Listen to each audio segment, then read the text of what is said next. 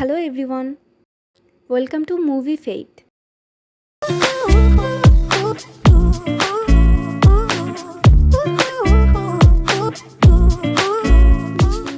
এতদিন বিভিন্ন কারণে আমি ভিডিও দিতে পারিনি, কিছু পার্সোনাল রিজন ছিল, তারপর দেশের সব পরিস্থিতি মিলিয়ে পারিনি।